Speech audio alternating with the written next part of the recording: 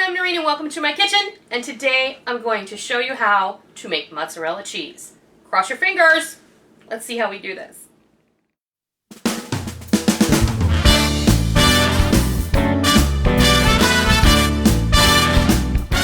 Okay, to get started, I'm going to go over the ingredients and I'm going to go over the equipment because it's really important.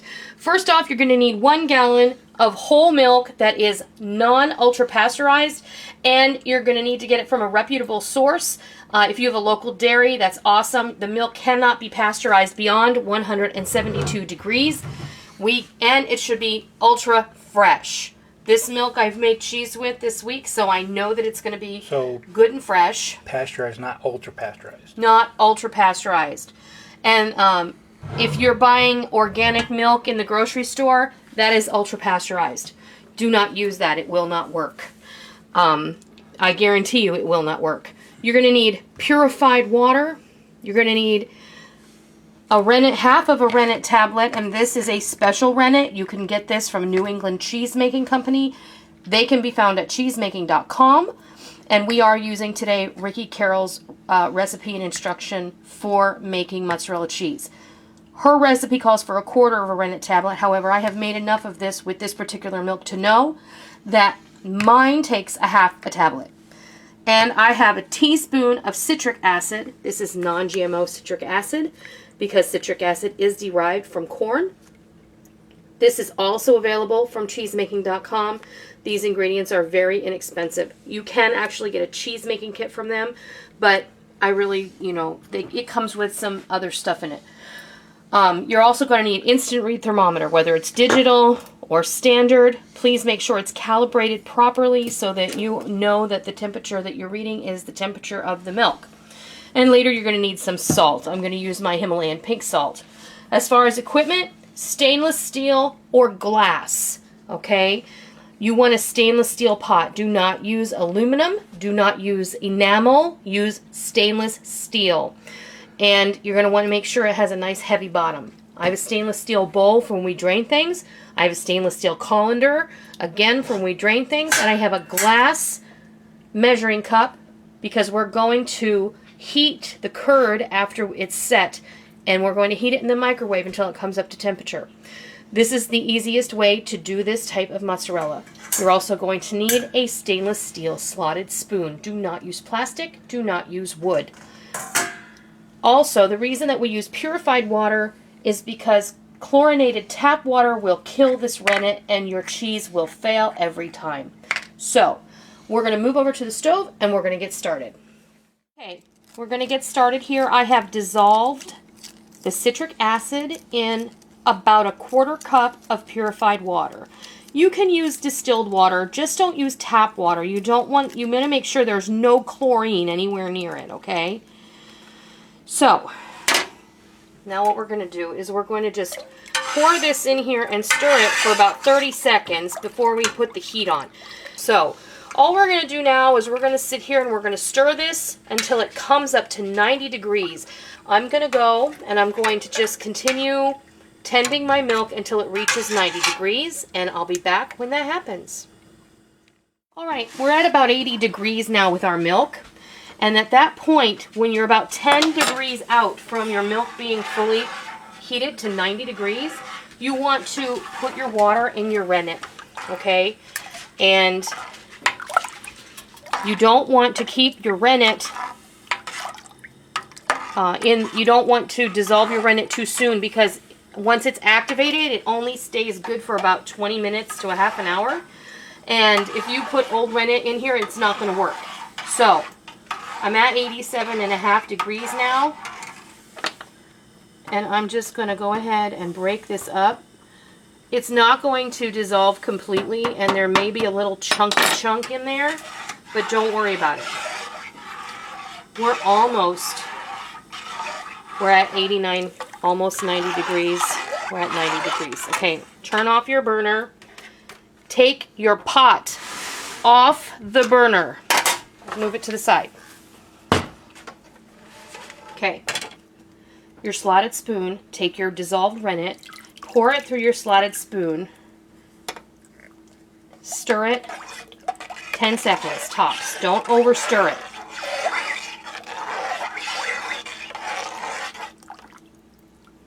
Okay? Get rid of your spoon. Put a lid on it. Walk away from it for 5 to 10 minutes. And then we'll see if we can break a curd. Okay, I have, the curd is set and it's beautiful. And the way that you'll know is if we're going to cut the curd, and you have to make sure that it's broken a curd. So if you I have an offset spatula here, and you're going to need something to cut it that will reach the bottom of the pot.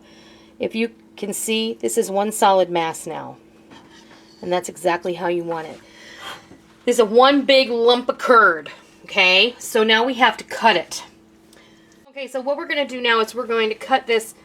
We're going to take a long knife or your icing spatula or something that will reach all the way down to the bottom of your pot. And you're going to cut this into 1/2 inch to or up to 1 inch squares. So you're going to cut one way like this. Doesn't have to be perfect. And you're going to cut the other way. What this is going to do is it's going to help the rest of this curd to release as much of its whey. And we're going to heat this. After we get this cut, we're going to heat it up.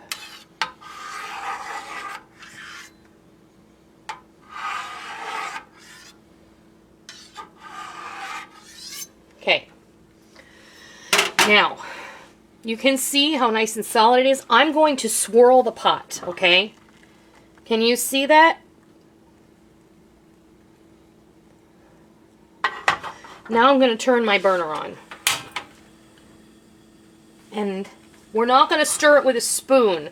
Now, you can, but you have to be super gentle, and you don't want to break up the curd a whole lot at this point. So what I do is I test the thermometer, put the thermometer in, and I test it. You know, I see where it's at. And right now, this says don't touch the bottom of the pot. It's still at 90 degrees, so it held its heat really well. So what you want to do now is you want to slowly bring this up to 105 degrees, between 105 and 107, all right? This is going to help set the curd.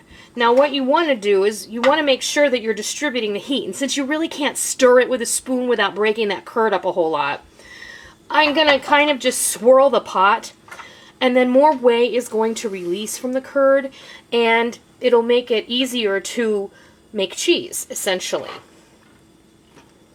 Okay, so I'm going to go ahead, I'm going to hang out, I'm going to wait for this to come up to 105 degrees, and when it's close, I'll come back and I'll show you what it looks like. Do not drop your thermometer into the pot, because it's not good.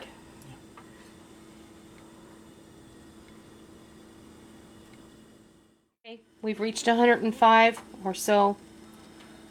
And you'll have to swirl it, is why I say swirl it, is to distribute that heat that's coming off the bottom more evenly throughout the rest of the vessel. Otherwise, you're going to get a somewhat inaccurate reading, but it needs to be between 105 and 107.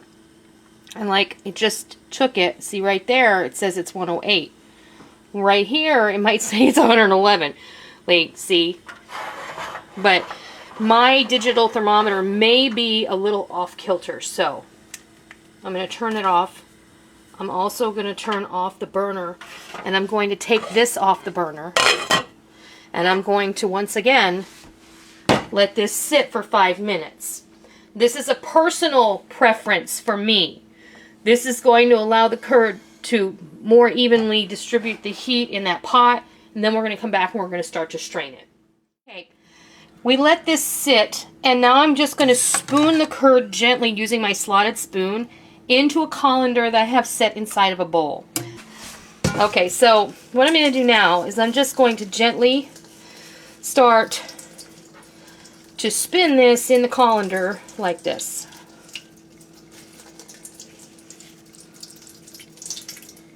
And we're using the weight of the curd to kind of do all the work for us. And you can see down here the water is being pushed through the larger holes.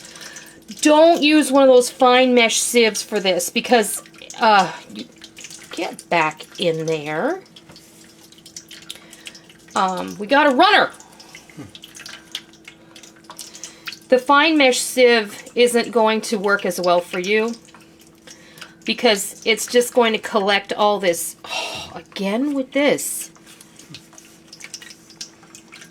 And at this point, you can start to gently press it with your hand. Okay. Now, plop right there. All right.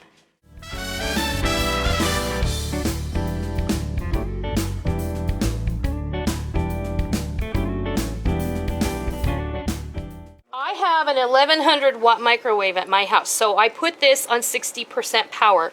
If you have a higher wattage microwave, you definitely want to put this on a lower cooking temperature.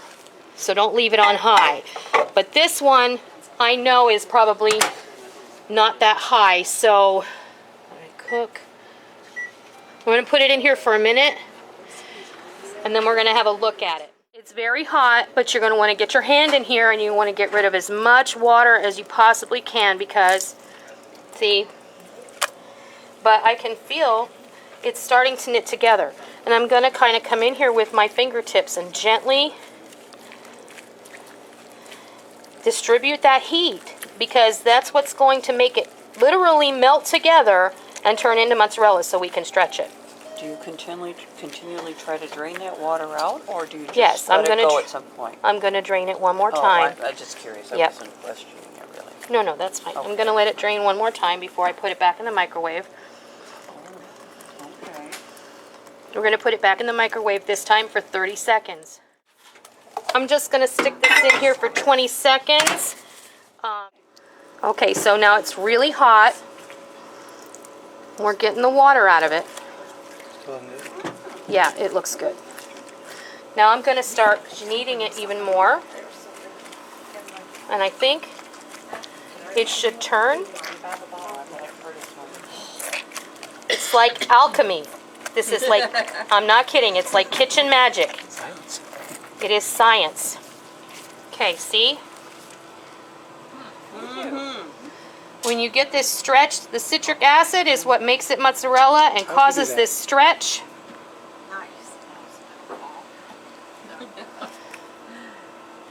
And then you can just get your hands in there, knead it together like you're kneading some bread dough. That's all the stretch you needed? That's it. But you'll see, Does that Look it. activate something? yes, Taffy. look how it looks shiny now. Yeah. You see how shiny it looks? Just like taffy. Making pulling taffy. But that's just need a little bit. You need to prove that it's ready It's stretchable. and it's stretchable.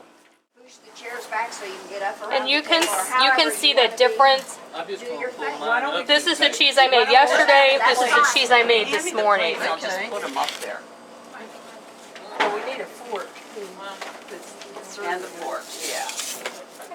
Thank you for joining me in my kitchen today. I hope you liked what you watched today, and I hope that you try it, and I hope that you love it. If you like what you saw, please consider hitting the thumbs up button and giving me a positive rating. And also, make sure that you hit the subscribe button if you're already not a subscriber so that you don't miss out on any of the fun we have here in our kitchen every single day. I hope that you enjoyed it. I'm really glad that you're here. Thank you for stopping by. Don't forget to come by tomorrow. Until next time, happy eating!